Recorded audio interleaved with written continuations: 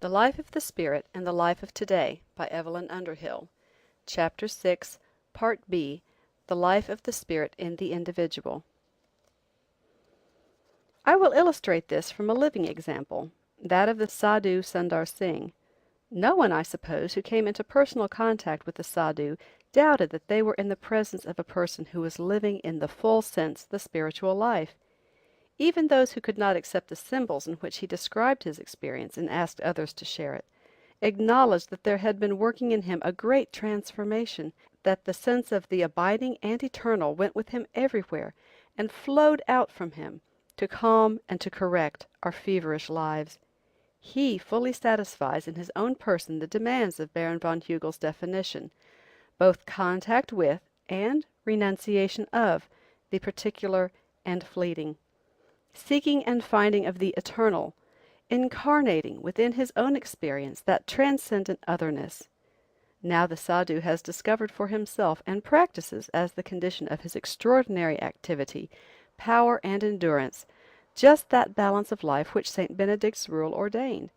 He is a wandering missionary, constantly undertaking great journeys, enduring hardship and danger, and practicing the absolute poverty of St. Francis. He is perfectly healthy, strong, extraordinarily attractive, full of power. But this power he is careful to nourish. His irreducible minimum is 2 hours spent in meditation and wordless communication with God at the beginning of each day. He prefers 3 or 4 hours when work permits, and a long period of prayer and meditation always precedes his public address. If forced to curtail or hurry these hours of prayer, he feels restless and unhappy, and his efficiency is reduced. Prayer, he said, is as important as breathing, and we never say we have no time to breathe. 140. All this has been explained away by critics of the muscular Christian sort, who say that the sadhu's Christianity is of a typically Eastern kind. But this is simply not true.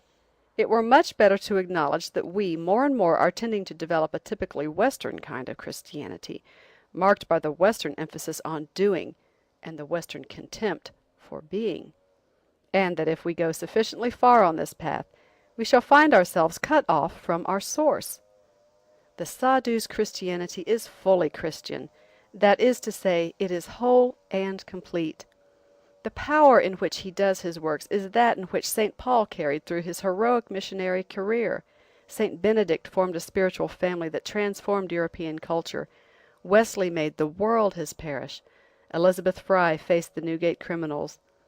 It is idle to talk of the revival of a personal spiritual life among ourselves, or of a spiritual regeneration of society, for this can only come through the individual remaking of each of its members, unless we are willing, at the sacrifice of some personal convenience, to make a place and time for these acts of recollection, this willing and loving, and even more fruitful, the more willing and loving communion with, response to reality, to God. It is true that a fully lived spiritual life involves far more than this, but this is the only condition on which it will exist at all. Love, then, which is a willed tendency to God, prayer, which is willed communion with and experience of Him, are the two prime essentials in the personal life of the Spirit. They represent, of course, only our side of it and our obligation. This love is the outflowing response to another inflowing love, and this prayer the appropriation of a transcendental energy and grace. As the German theology reminds us, I cannot do the work without God, and God may not, or will not, without me. 141. And by these acts alone, faithfully carried through, all their costly demands fulfilled, all their gifts and applications accepted without resistance, and applied to each aspect of life, human nature can grow up to its full stature, and obtain access to all its sources of power. Yet this personal inward life of love and prayer shall not be too solitary. As it needs links with cultus, and so with the lives of its fellows, it also needs links with history, and so with the living past. These links are chiefly made by the individual through his reading, and such reading, such access to humanity's hoarded culture and experience, has always been declared alike by Christian and non-Christian asceticism to be one of the proper helps of the spiritual life. Though Höffding perhaps exaggerates when he reminds us that medieval art always depicts the saints as deeply absorbed in their books, and suggests that such brooding study directly induces contemplative states, 142. Yet it is true that the soul gains greatly from such communion with, and meek learning from, its cultural background. Ever more and more as it advances, it will discover within that background the records of those very experiences which it now must so poignantly relive, and which seem to it, as its own experience seems to every lover, unique. There it can find, without any betrayal of its secret, the wholesome assurance of its own normality, standards of comparison, companionship, alike in its hours of penitence, of light, and of deprivation. Yet such fruitful communion with the past is not the privilege of an aristocratic culture. It is seen in its perfection in many simple Christians who have found in the Bible all the spiritual food they need. The great literature of the Spirit tells its secrets to those alone who thus meet it on its own ground. Not only the works of Thomas à Kempis, of Ruysbroeck, or of St. Teresa, but also the biblical writers, and especially perhaps the Psalms and the Gospels, are read wholly anew by us at each stage of our advance. Comparative study of Hindu and Moslem writers proves this is equally true of the great literatures of other faiths. 143. Beginners may find in all these infinite stimulus, interest, and beauty, but to the mature soul they become road books, of which experience proves the astonishing exactitude, giving it descriptions which it can recognize and directions that it needs, and constituting a steady check upon individualism. Now let us look at the emergence of this life which we have been considering, and at the typical path which it will or may follow in an ordinary man or woman of our own day, not a saint or genius reaching heroic levels, but a member of that solid, wholesome spiritual population which ought to fill the streets of the city of God. We noticed when we were studying its appearance in history that often this life begins in a sort of restlessness, a feeling that there is something more in existence, some absolute meaning, some more searching obligation that we have not reached. This dissatisfaction, this uncertainty and hunger, may show itself in many different forms. It may speak first to the intellect, to the moral nature, to the social conscience, even to the artistic faculty, or directly to the heart. Anyhow, its abiding quality is a sense of contraction, of limitation, a feeling of something more that we could stretch out to, and achieve, and be. Its impulsion is always in one direction, to a finding of some wider and more enduring reality, some objective for the self's life and love. It is a seeking of the eternal in some form. I allow that thanks to the fog in which we live muffled, such a first seeking, and above all such a finding of the eternal, is not for us a very easy thing.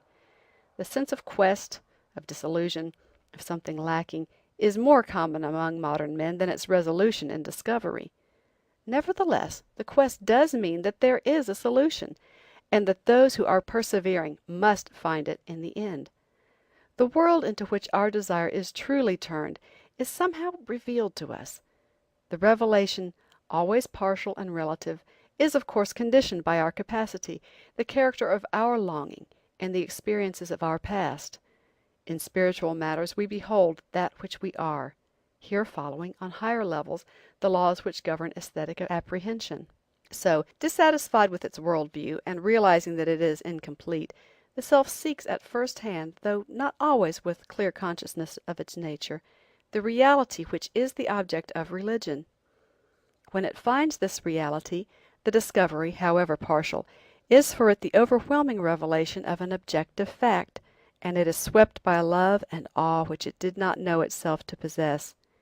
And now it sees, dimly, yet in a sufficiently disconcerting way, the pattern in the mount, the rich complex of existence as it were transmuted, full of charity and beauty, governed by another series of adjustments. Life looks different to it. As Fox said, creation gives out another smell than before. 144. There is only one thing more disconcerting than this, and that is seeing the pattern actualized in a fellow human being, living face to face with human sanctity, in its great simplicity, and supernatural love, joy, peace. For when we glimpse eternal beauty in the universe, we can say with the hero of Callista, "It is beyond me." But when we see it transfiguring human character, we know that it is not beyond the power of the race. It is here, to be had. Its existence as a form of life creates a standard, and lays an obligation on us all. Suppose then that the self, urged by this new pressure, accepts the obligation and measures itself by the standard. It then becomes apparent that this fact which it sought for and has seen is not merely added to its old universe, as in medieval pictures paradise with its circles overarches the earth. This reality is all-penetrating and has transfigured each aspect of the self's old world. It now has a new and more exacting scale of values, which demand from it a new series of adjustments, ask it, and with authority, to change its life. What next? The next thing probably is that the self finds itself in rather a tight place. It is wedged into a physical order that makes innumerable calls on it and innumerable suggestions to it, which has for years monopolized its field of consciousness and set up habits of response to its claims. It has to make some kind of a break with this order, or at least with its many attachments thereto, and stretch to the wider span demanded by the new and larger world. And further, it is in possession of a complex psychic life, containing many insubordinate elements, many awkward bequests from a primitive past. That psychic life has just received the powerful and direct suggestion of the spirit, and for the moment it is subdued to that suggestion. But soon it begins to experience the inevitable conflict between old habits and new demands, between a life lived in the particular and in the universal spirit, and only through complete resolution of that conflict will it develop its full power. So the self quickly realizes that the theologian's war between nature and grace is a picturesque way of stating a real situation, and further, that the demand of all religions for a change of heart, that is, of the deep instinctive nature, is the first condition of a spiritual life, and hence that its hands are fairly full. It is true that an immense joy and hope come with it to this business of tackling imperfection, of adjusting itself to the newly found center of life. It knows that it is committed to the forward movement of a power which may be slow, but which nothing can gainsay.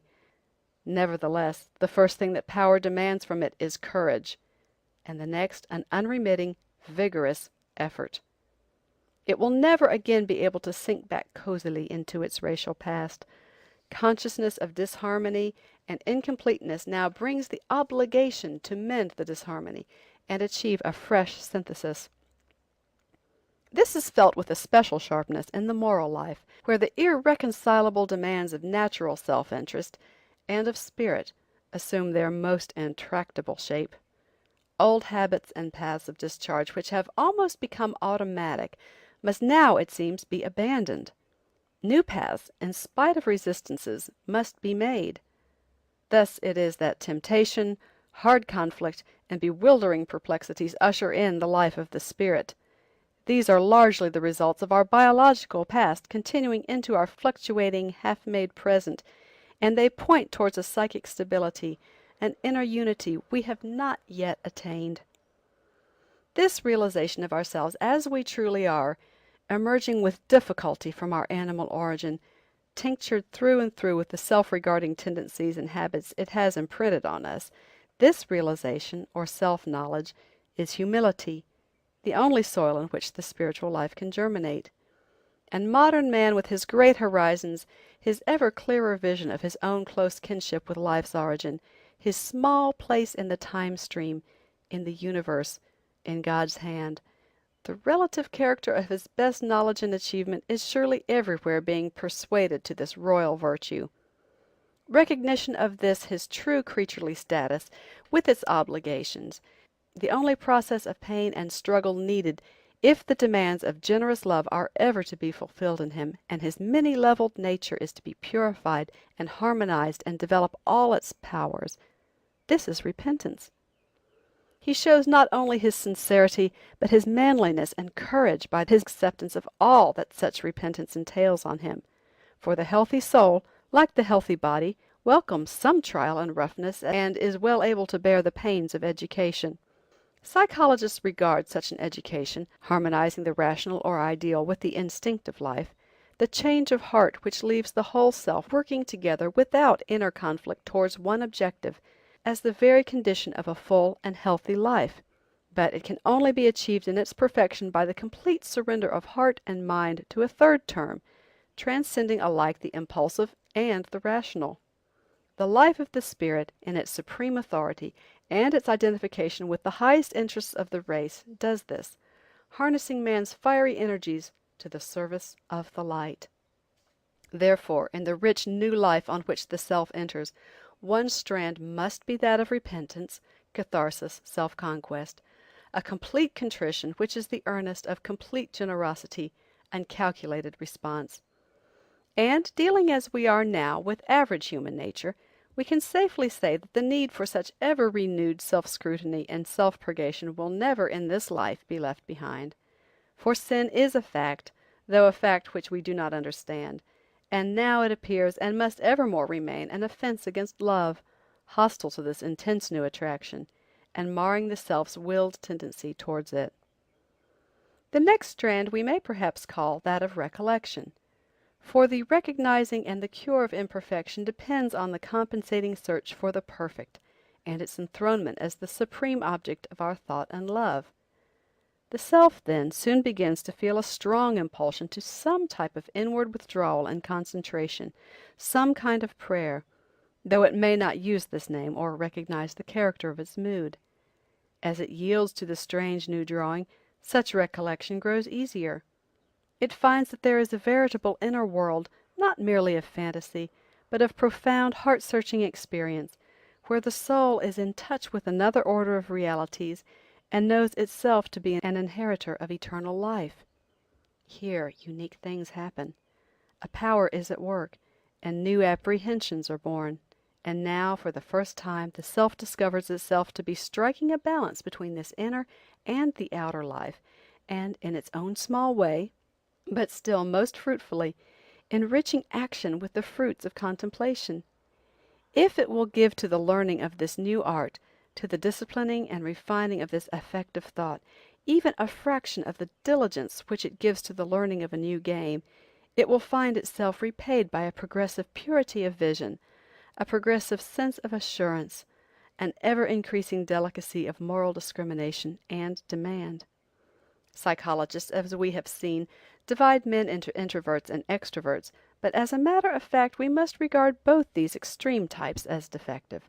A whole man should be supple in his reactions to both the inner and to the outer world. The third strand in the life of the spirit, for this normal self which we are considering, must be the disposition of complete surrender. More and more advancing in this inner life, it will feel the imperative attraction of reality, of God, and it must respond to this attraction with all the courage and generosity of which it is capable. I am trying to use the simplest and the most general language, and to avoid emotional imagery, though it is here, in telling of this perpetually renewed act of self-giving and dedication, that spiritual writers most often have recourse to the language of the heart. It is indeed in a spirit of intensest and humble adoration that generous souls yield themselves to the drawing of that mysterious beauty and unchanging love, with all that it entails. But the form which the impulse to surrender takes will vary with the psychic make-up of the individual. To some it will come as a sense of vocation, a making over of the will to the purposes of the kingdom, a type of consecration which may not be overtly religious, but may be concerned with the self-forgetting quest of social excellence, of beauty, or of truth. By some it will be felt as an illumination of the mind, which now discerns once for all true values, and accepting these, must uphold and strive for them in the teeth of all opportunism. By some, and these are the most blessed, as a breaking and remaking of the heart. Whatever the form it takes, the extent in which the self experiences the peace, joy, and power of living at the level of spirit will depend on the completeness and single-mindedness of this, its supreme act of self-simplification. Any reserves, anything in its make-up which sets up resistances, and this means generally any form of egotism, will mar the harmony of the process. And, on the other hand, such a real simplification of the self's life as is here demanded, uniting on one object, the intellect, will, and feeling too often split among contradictory attractions, is itself productive of inner harmony and increased power, productive too of that noble endurance which counts no pain too much in the service of reality.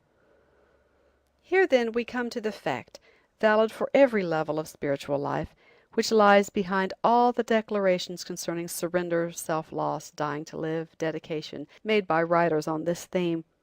All involve a relaxing of tension, letting ourselves go without reluctance in the direction in which we are most profoundly drawn, a cessation of our struggles with the tide, our kicks against the pricks that spur us on.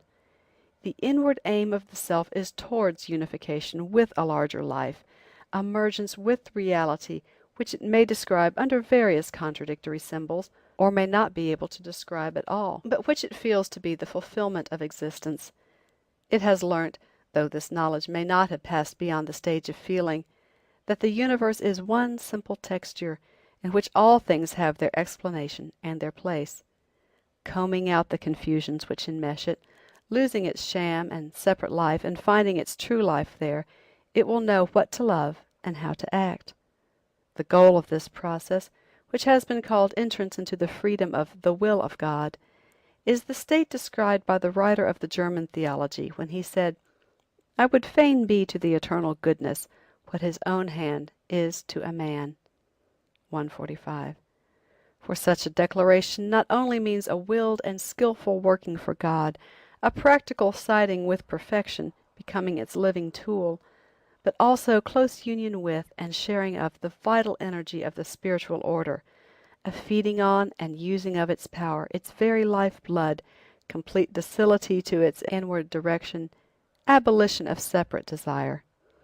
The surrender is therefore made not in order that we may become limp pietists, but in order that we may receive more energy and do better work, by a humble self-subjection more perfectly helping forward the thrust of the Spirit and the primal human business of incarnating the eternal, here and now. Its justification is in the arduous but untiring, various but harmonious activities that flow from it, the enhancement of life which it entails. It gives us access to our real sources of power, that we may take from them and, spending generously, be energized anew. So the cord on which those events which make up this personal life of the Spirit are to be strung is completed, and we see that it consists of 4 strands. 2 are dispositions of the self, penitence and surrender. 2 are activities, inward recollection and outward work. All 4 make stern demands on its fortitude and goodwill, and each gives strength to the rest, for they are not to be regarded as separate and successive states, a discrete series through which we must pass one by one, leaving penitence behind us when we reach surrendered love, but as the variable yet enduring and inseparable aspects of one rich life, phases in one complete and vital effort to respond more and more closely to reality. Nothing, perhaps, is less monotonous than the personal life of the Spirit. In its humility and joyous love, its adoration and its industry, it may find self-expression in any one of the countless activities of the world of time. It is both romantic and austere, both adventurous and holy. Full of fluctuation and unearthly color, it yet has its dark patches as well as its light. Since perfect proof of the supersensual is beyond the span of human consciousness, the element of risk can never be eliminated. We are obliged in the end to trust the universe and live by faith.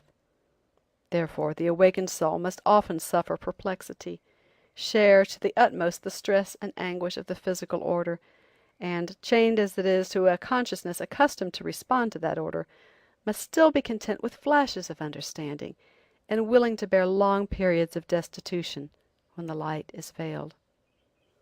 The further it advances, the more bitter will these periods of destitution seem to it. It is not from the real men and women of the Spirit that we hear soft things about the comfort of faith, for the true life of faith gives everything worth having and takes everything worth offering. With unrelenting blows it welds the self into the stuff of the universe, subduing it to the universal purpose, doing away with the flame of separation. Though joy and inward peace even in desolation are dominant marks of those who have grown up into it, still it offers to none a succession of supersensual delights. The life of the spirit involves the sublimation of that pleasure-pain rhythm which is characteristic of normal consciousness, and if for it pleasure becomes joy, pain becomes the cross.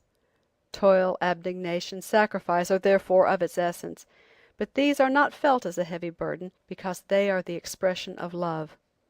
It entails a willed tension and choice, a noble power of refusal, which are not entirely covered by being in tune with the infinite.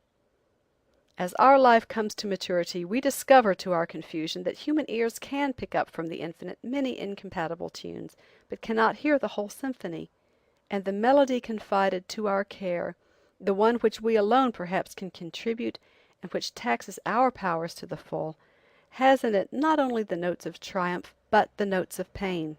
The distinctive mark, therefore, is not happiness, but vocation, work demanded, and power given, but given only on condition that we spend it and ourselves on others without stint. These propositions, of course, are easily illustrated from history, but we can also illustrate them in our own persons if we choose. Should we choose this, and should life of the spirit be achieved by us, and it will only be done through daily discipline and attention to the spiritual, a sacrifice of comfort to its interests, following up the intuition which sets us on the path, what benefits may we as ordinary men expect it to bring to us and to the community that we serve? It will certainly bring into life new zest and new meaning, a widening of the horizon and consciousness of security, a fresh sense of joys to be had and of work to be done. The real spiritual consciousness is positive and constructive in type. It does not look back on the past sins and mistakes of the individual or of the community, but in its otherworld faith and this world charity is inspired by a forward-moving spirit of hope. Seeking alone the honor of eternal beauty, and because of its invulnerable sense of security, it is adventurous. The spiritual man and woman can afford to take desperate chances and live dangerously in the interests of their ideals, being delivered from the many unreal fears and anxieties which commonly torment us, and knowing the unimportance of possessions and of so-called success. The joy which waits on disinterested love and the confidence which follows surrender cannot fail them. Moreover, the inward harmony and assurance, the consciousness of access to that spirit who is in a literal sense health's eternal spring, means a healing of nervous miseries and invigoration of the usually ill-treated mind and body, and so an all-around increase in happiness and power. The fruit of the Spirit is love, joy, peace, long-suffering, gentleness, goodness, faith, meekness, temperance. This, said St. Paul, who knew by experience the worlds of grace and of nature, is what a complete man ought to be like. Compare this picture of an equable and fully harmonized personality with that of a characteristic neurasthenic, a bored sensualist, or an embittered worker, concentrated on the struggle for a material advantage, and consider that the central difference between these types of human success and human failure abides in the presence or absence of a spiritual conception of life. We do not yet know the limits of the upgrowth into power and happiness which complete and practical surrender to this conception can work in us, or what its general triumph might do for the transformation of the world. And it may even be that beyond the joy and renewal which come from self-conquest and unification, a level of spiritual life most certainly open to all who will really work for it, and beyond that deeper insight, more wide-spreading love, and perfection of adjustment to the here and now which we recognize and reverence as the privilege of the pure in heart. Beyond all these, it may be that life still reserves for man another secret and another level of consciousness, a closer identification with reality, such as eye hath not seen or ear heard. And note that the spiritual life which we have here considered is not an aristocratic life. It is a life of which the fundamentals are given by the simplest kinds of traditional piety, and have been exhibited over and over again by the simplest souls. An unconditional self-surrender to the divine will, under whatever symbols it may be thought of, for we know that the very crudest of symbols is often strong enough to make a bridge between the heart and the eternal, and so be a vehicle of the spirit of life. A little silence and leisure, a great deal of faithfulness, kindness, and courage. All this is within the reach of anyone who cares enough for it to pay the price. Footnotes. 140. Streeter and Appasamy, the Sadhu, page 98, 100. 141. Theologia Germanica. 142. Höffding, The Philosophy of Religion, 3b. 143. There are, for instance, several striking instances in the autobiography of the Maharishi Devendranath Thakur. 144. Fox's Journal, Volume 1. 145. Theologia Germanica. End of chapter 6b.